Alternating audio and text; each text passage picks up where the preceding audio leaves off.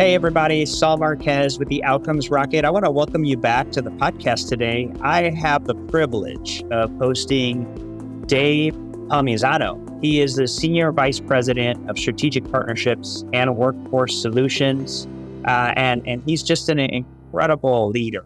So he serves as Vice President of Strategic Partnerships and Solutions with Orbis Education. He's got over 35 years of healthcare executive leadership and search experience. And he's also recognized as a senior executive level healthcare administrator with just an incredible experience around acquisitions and talent development. And I'm excited to have him here on the podcast today. Dave, thank you so much for joining us. No, thank you for having me. Appreciate it. Absolutely. It's hard to find talent, and a lot of people are having a really just difficult time these days. We're going to be digging into some of the interesting things that you and the business does to help with that. But before we do, Dave, talk to us a little bit about you. What is it that got you into healthcare to begin with? You know, as a kid, I graduated the College of Human Resources at Southern Illinois University, and kind of, thought I was going to go the route of human resources. And I actually started as like a lot of kids do today, graduating in the recruitment realm. I became a physician recruiter and really recruited primary care, anywhere from primary care to any specialist in all over the country for communities in need, if you will. And so I started that, back in when I graduated, and joined a nationally known firm called Check a Search. Really got my healthcare experience under the belt as far as learning the terminology and kind of the business world of really the physician side, but most of my clients were on the hospital side as far as developing their communities. I was recruited away from Check back in 1991 to a big health system called the Harris Methodist Health System at the time, which then became Texas Health Resources, which is one of the biggest health systems in the Dallas-Fort Worth area. Yeah. Very familiar with it. And they asked me to come and develop their own in-house physician recruitment and physician executive department, if you will, because they were really utilizing firms, multiple firms, spending thousands and thousands of dollars, and said we could do this in-house. So they attracted me to Dallas-Fort Worth, moved my family there, and for 7 years, recruited roughly over 400 primary care and specialist physicians and medical directors, if you will. They then asked me, hey, you've done all this work, great work in recruiting the physicians in our community. We are now in the health plan business, and we need to really introduce capitation into this market, to control costs. And since you know all the docs, how would you love to learn the financing side of healthcare? And I said, I would love it. So I went ahead and joined their health plan side and became one of their senior directors of network management, educated physicians on how to utilize capitation and the advantages of it, and kind of the whole concept of preventative medicine, keep the patients out of your office by taking care of them when they're not sick and making sure they never get sick, kind of concept. Did that for a while, and they said, boy, we really like what you're doing on that end. How would you like to become a hospital administrator? And I said, I would love to be on that track. So I started my master's degree and became a hospital administrator for Barclay Burdan, who is the CEO of Harris Methodist Fort Worth at the time. It's a 720-bed hospital. And now Barclay is the system CEO of all of Texas Health Resources. But he was my mentor, and I became a hospital administrator at Harris Fort Worth and learned everything you need to learn about hospital administration in a level 1 trauma center. I started big, if you will, in the biggest, one of the biggest hospitals you could start. Then got recruited away into the community by the community physicians to start up a 650-man physician group from scratch. So they could indeed take CAP as well. So I built North Texas Specialty Physicians, which again was in and around the Dallas-Fort Worth area. We took our own financial risk with Pacific Care at the time, then became United Healthcare. Started our own health plan on a Medicare Advantage side. and then got recruited away again to go back into hospital administration in Colorado at a 183 bed hospital. And at the time that made sense because it was after September 11th and we had no family in Texas per se. And my wife was from Colorado, and I literally got a job 6 blocks away from my in-laws. Oh my God. At that That's time. awesome. Yeah. That worked out. So then worked for Longmont United Hospital for 7 years before getting recruited away to Orbis Education. And that's how I got to Orbis in the education side of healthcare. So just to sum it up, I've been in every realm of healthcare with the exception of pharmaceutical and medical device. Man, you certainly have. Yeah. And so how long have you been at Orbis? So I joined Orbis in 2013. Okay. And it was relatively, when I say relatively new company, it was kind of a mid startup at the time. They actually opened up their doors in 2006 and did a couple of tranches of funding with private equity. So I joined them in 2013, and I'm with them today as we speak. We were purchased by Grand Canyon Education in 2019, and okay. they are our mother company now. And I wear actually 2 hats, one with Orbis Education, the other with Grand Canyon Education. And we represent about 23 different academic institutions nationwide to expand their nursing programs and expand their walls. And the reason I got recruited to Orbis was we wanted to create a unique model where we were actually expanding nursing programs and really creating hospital relationships that were like no other. Almost, the best way of describing it is it's the immersion model of students and dedicated students, kind of like the old diploma programs did back before academics took over nursing. Hospitals created their own nursing programs, and they got a diploma in nursing.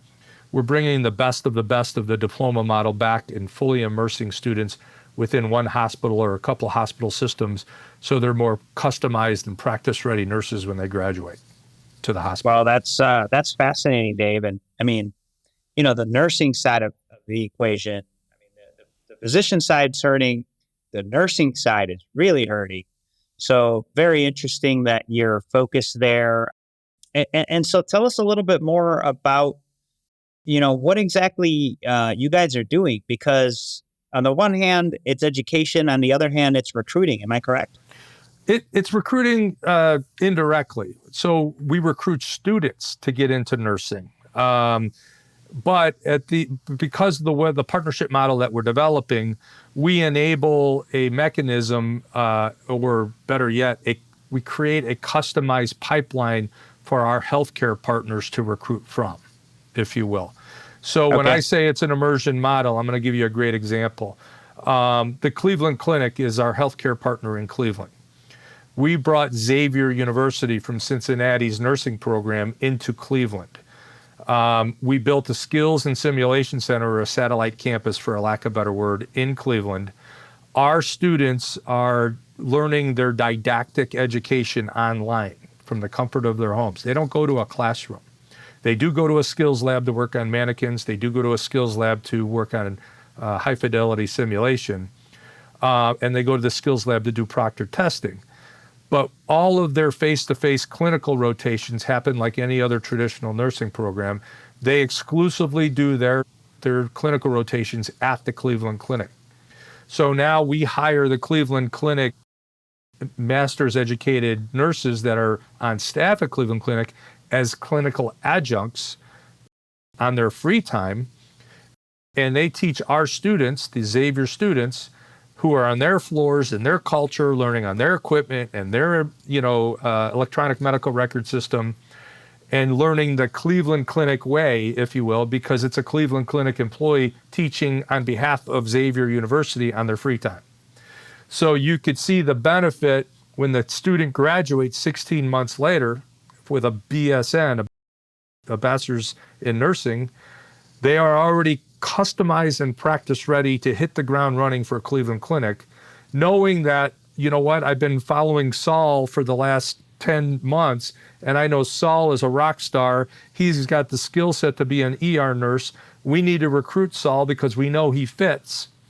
And we're already recruiting you pre-licensure, even before you have your nursing license. And so now you could see the benefit here is I don't have to onboard Saul the typical 16 weeks for a med-surg, onboarding. Saul already knows our doctors, already knows our EMR, so you see the benefit of all of this. It's more of a strategic way of partnering with nursing programs and taking those students, determining are they a fit for us pre-licensure, not, hey, let's hire them, and then 6 months later figure out they're really not a cultural fit. You know what I mean? Oh yeah, for sure. No, that's great. Thanks for diving into that. It's a great model.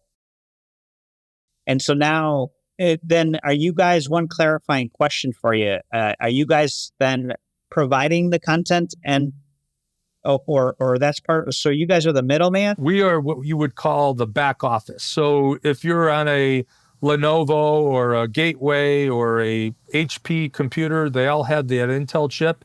Think of us as the Intel chip. We make it all happen on behalf of the school. The curriculum is the school's curriculum. It's no different than their traditional ground campus. But what we do is we work with the school, and we actually we use a learning management system, be it Blackboard or whoever the school decides they want to use, and we convert their curriculum to an online format that's very interactive for the students. It's their curriculum. They own the curriculum. They own the program. It's their name. It's their accreditation with the accrediting bodies and what have you. We are simply the backroom shop that actually expands their walls without them having to build new buildings and hire new faculty, because that's our responsibility on their behalf.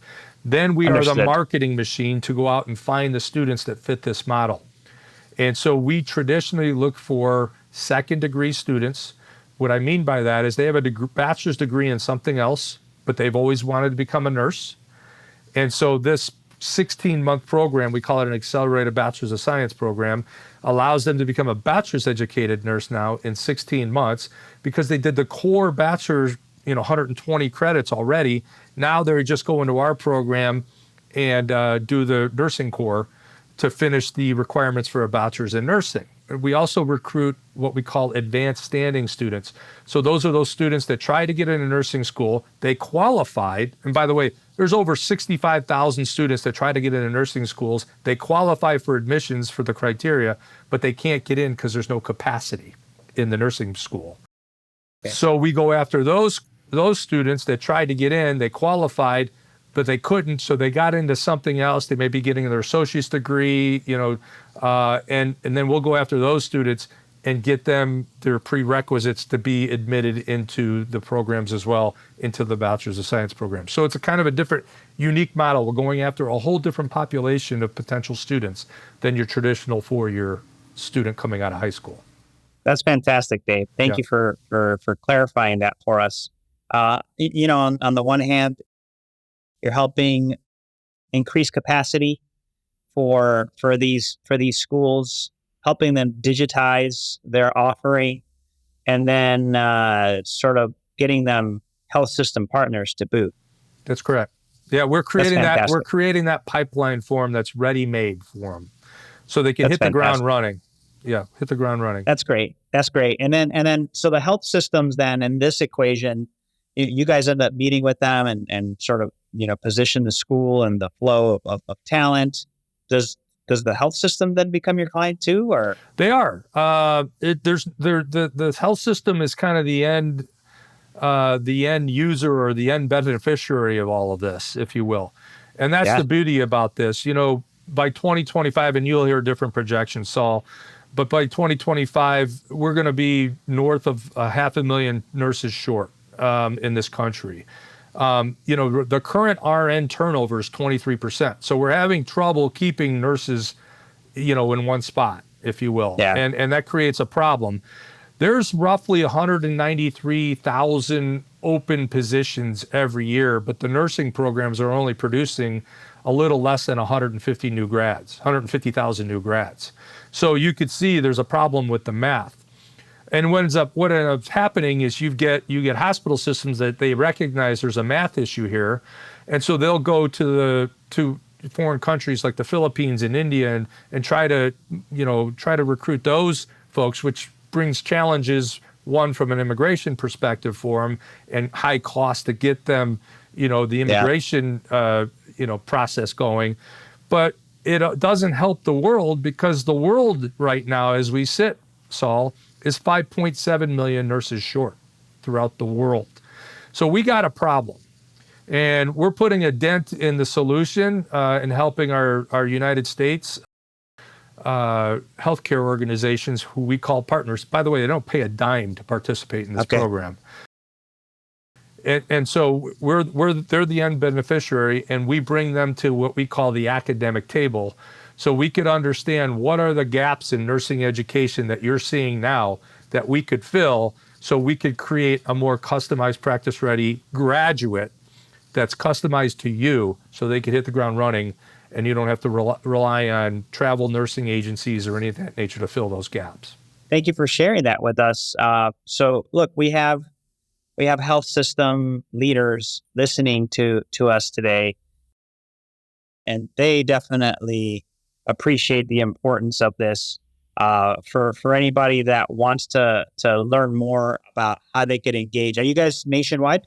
We are. We're in 40 different markets nationwide right now, but we intend to be as many states as we can be, and many cities as we can be, to help really shrink this gap in the nursing shortage, if you will. The model works so well because Cleveland Clinic does not compete with Wellstar in Atlanta, that type of thing. So we're able to share strategies in different markets without any competitive issues, if you will. And we're, again, as I mentioned, we have 23 different academic institutions, and we're expanding those academic institutions outside their normal, city that they're located in. I'll give you a good example. We brought Northeastern University, which is based in Boston, to Charlotte, North Carolina. We brought Marian University, which is based in Indianapolis, to Oklahoma City and Nashville, Tennessee. Nice. So we're able to meet the needs in the different communities, in the different health systems, by bringing our current academic institutions into different realms. Grand Canyon University, which is probably our biggest client as it relates to nursing programs, and this is where I wear my hat with Grand Canyon Education, because they're the ones who manage Grand Canyon University. We've expanded them into 3 sites in the Phoenix region. Tucson, we've expanded into Las Vegas, Salt Lake City. We're going through the regulatory process in Albuquerque, New Mexico, and our Loveless Health System will be our clinical partner there. St. Louis with the Mercy system. So you could see how this is kind of spreading like wildfire, because the health systems really like what they see with this. It's very different. They are the beneficiary at the end. The ROI for their participation is unmeasurable. That's huge, Dave. Well, plenty of examples, folks, of how Dave and his team over at Orbis Education, Grand Canyon Education, are making a big difference. Dave, if you wanted to give the listeners a call to action, what would you leave them with? Think outside the box. The model that we have is different. We aren't competing with your community colleges. We aren't competing with your existing schools that are already out there, because we have a different model. We're recruiting a different student. And so, and I'll give you a good example of this. Clinical rotations are at a premium. Everybody and every school needs clinical rotations for their students. Because our didactic is delivered online, our students can rotate when all those other schools don't want those nights or weekends. They don't want their students. We'll take them, because healthcare is 24/7, 365. So my point being is, keep an open mind. You may think you're at capacity with students, and you may well be. But because of this model, we are far more flexible for our students to go in your hospitals or your facilities when and where you say you're available. Dave, thank you for that. And if folks want to learn more, what's the best place they could get in touch with you and the team over there? Okay, my cell phone is 817-734-4065. 817-734-4065. Or you can email me at dave.palmisano,